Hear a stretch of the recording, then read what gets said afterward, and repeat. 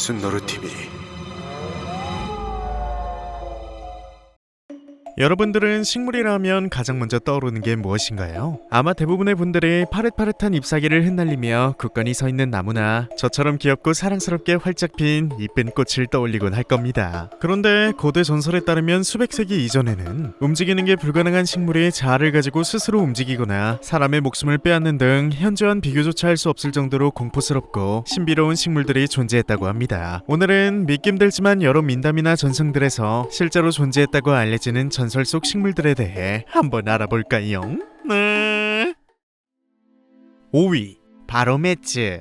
고대 유럽과 몽골 지방의 민담 설화에는 아주 기묘한 식물이 자랐다는 이야기가 남아있다고 하는데요. 그 이름은 바로 바로메츠. 무려 동물인 양을 피우는? 아닌가? 양을 맺는 식물이었다고 합니다. 바로메츠는 다른 식물들처럼 먼저 꽃을 피우고 그 이후 열매를 맺었는데 그 열매가 바로 양이었던 것이죠. 설화에 따르면 바로메츠의 줄기는 탯줄처럼 양의 위장과 연결되어 있었고 이 줄기를 통해 땅으로부터 흡수한 영양분을 받거나 자를 가지고 줄기를 휘어서 직접 풀을 뜯어먹어 배를 채웠다고 하는데요. 그런데 이 줄기와 양이 분리가 되거나 양이 주변의 풀을 다 뜯어먹어서 더 이상 먹을 게 없어지면 양은 그 즉시 죽었다고 합니다. 당시 사람들은 바로메츠의 죽은 양을 줍줍한 뒤 해체해 요리를 해먹었다고 하는데요. 그런데 분명 식물에서 핀 양이었지만 이 양은 다른 일반 양처럼 뼈와 살, 심지어 피도 있었다고 합니다. 유일하게 달랐던 건 맛이었는데 고기에선 신선한 생선 맛이 났고 피에서는 달다구리한 꿀맛이 났다고 하는데요. 뭔 식물에서 양이 열리고 또 살은 생선 맛에 피 맛은 또 꿀? 아니 그럼 그걸 그대로 가져가서 끓이면...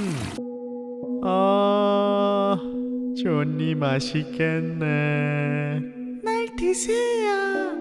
무튼 이런 희한한 맛의 바로메츠를 다른 동물들은 관심조차 가지지 않았지만 유일하게 늑대만이 바로메츠의 고기를 좋아해서 잡아먹곤 했다고 합니다. 오늘날에 와서는 당시 사람들이 목화가 활짝 핀 모습을 양으로 착각하고 바로메츠를 상상해낸 것이 아닐까란 추측을 하고 있다고 하는데요. 근데 상식적으로 목화를 저런 양이 피는 식물로 착각할 수가 있나? 직접 풀도 뜯고 심지어 해체해서 먹기도 했다는데 말이죠. 혹시 실제로 바로메츠란 식물이 있긴 했는데 당시 사람들이 너무 맛있어서 다 먹어버려 멸종한 게 아닐까요?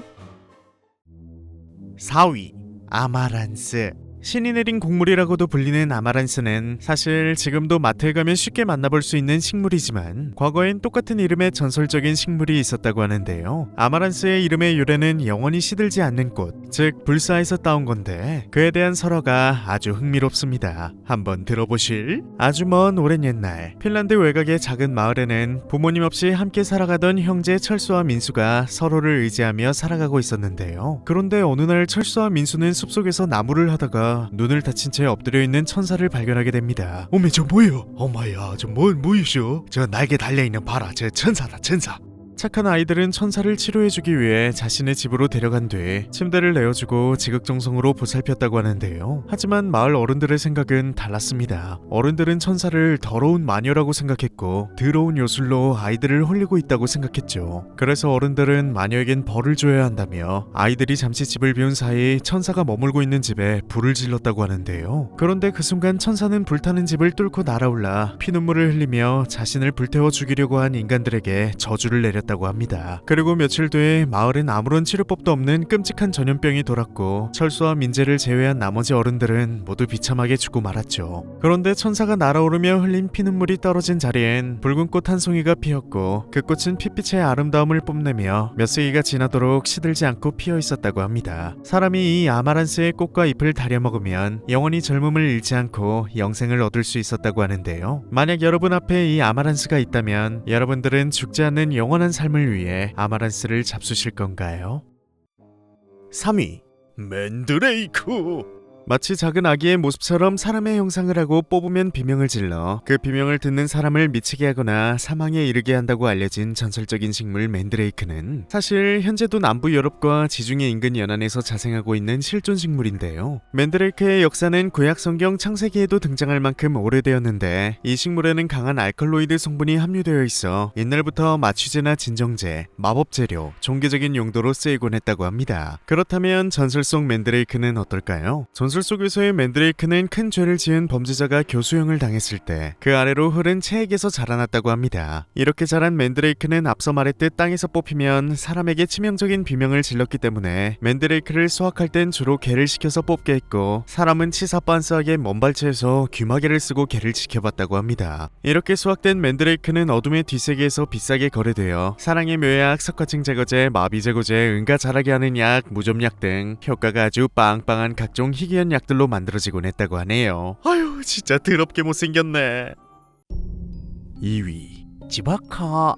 주보코는 아주 오랜 옛날 일본의 삭막한 땅에서 자라났다고 알려지는 나무이자 요괴입니다. 주보코는 원래 특별할 것 없는 평범한 나무였지만 사람들의 시체가 쌓이던 전쟁터 또는 집단 학살 현장 등에서 흘러나온 사람들의 피를 빨아들이면서 요괴화가 된 존재라고 하는데요. 이렇게 사람의 피맛을 알게 되어 요괴가 된 주보코는 물과 햇빛 대신 오직 사람의 피만을 갈구하게 되고, 자신의 주변에 더 이상 시체가 생기지 않으면 가지를 직접 움직여 자신 앞에 지나가는 사람을 붙잡은 뒤 피를 빨아먹었다고 합니다. 그리고 엄청난 양분으로 성장해 기괴하게 짝이 없는 꽃이나 열매를 맺곤 했는데, 사람이 이것을 먹게 되면 광기에 휩싸인 주보코의 노예가 되어 자신의 가족이나 다른 사람들을 주보코 앞에 데려오게 했다고 하는데요. 때문에 주보코가 성장해서 사람들에게 해를 끼치기 전에 잎이 붉게 물들어가는 나무는 빠르게 잘라내는 것이 중요했다고 합니다. 이때 도끼로 주보코의 허리를 자르면 정말 상상할 수도 없을 만큼 많은 피가 쏟아졌다고 하는데요. 하지만 아주 오랜 시간 동안 베어지지 않고 사람을 잡아먹으면 주보코는 더 큰 요괴가 되곤 했는데, 이때는 멀리까지 뿌리를 뻗어 마을 하나를 통째로 멸망시키기도 했다고 합니다.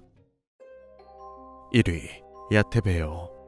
1878년 독일의 탐험가이자 작가였던 칼 리쉬는 아프리카의 동쪽 섬 마다가스카르를 탐험하다 우연히 이전까지 보지 못한 한 그루의 기묘한 나무를 발견했다고 합니다. 이 나무는 높이가 약 2.5m의 파인애플처럼 아주 길고 무거운 잎사귀를 기분 나쁘게 늘어뜨리고 있었다고 하는데요. 그는 이 섬에 머물며 자신이 본 것들을 일지에 남겼고, 훗날 그의 이야기가 세상에 공개됐을 땐 많은 이들이 충격에 빠졌다고 합니다. 그의 일지에는 믿을 수 없는 이야기가 쓰여져 있었기 때문이죠. 현지 원주민들은 이 기괴한 나무를 마치 신이나 심판관처럼 떠받들고 있었다. 한 원주민 여성이 부족의 규율을 어기는 죄를 저질렀고, 마을 사람들은 여자를 쫓아낸 뒤 그 나무에 올라가게 했다. 그러자 그 나무는 단단한 가시가 달린 거대한 잎사귀로 그녀의 몸을 감쌌고, 며칠 후 나무의 잎이 다시 열렸을 땐 그녀의 뼈밖에 남지 않은 상태였다. 이러한 칼리쉬의 이야기를 전한 이는 이 식물을 야테베오라 불렀는데, 야테베오는 스페인어로 내가 보인다란 뜻이라고 합니다. 하지만 야테베오의 존재는 그 이후 다시 발견된 적이 없었기 때문에 사람들은 그저 이 식물이 상상 속에나 등장하는 것으로 생각했는데요. 그런데 비교적 최근인 2001년 7월 식물학자 로이던 러셀 박사 연구팀이 파푸아뉴기니 섬을 탐험하다가 야테베오로 추정되는 거대한 식물을 발견했다고 주장하는 일이 있었습니다. 발견 당시 이 식물은 약 350kg의 당나귀를 집어삼킨 뒤 새빨간 열매 모양의 조직이 당나귀의 머리와 배를 녹이고 있었다고 하는데요. 러셀 박사는 이 식물을 포르기네이라 불렀는데, 그 뜻은 파푸아뉴기니어로 사람을 잡아먹는 꽃이었다고 합니다. 당나귀를 잡아먹을 정도면 당연히 사람도 잡아먹을 수 있을 것이란 뜻으로 지은 것이었죠. 하지만 이 역시 해당 식물이 대체 무슨 종인지조차 알아내지 못해 이 이야기는 조작된 것이라 믿는 사람들도 많다고 하는데요. 저 또한 이런 식물이 있다는 사실이 믿겨지진 않지만 세계에는 아직도 발견되지 못한 원시적인 식물들도 분명히 상당수 존재하기 때문에 확신할 순 없을 것 같습니다. 여러분의 생각은 어떠신가요?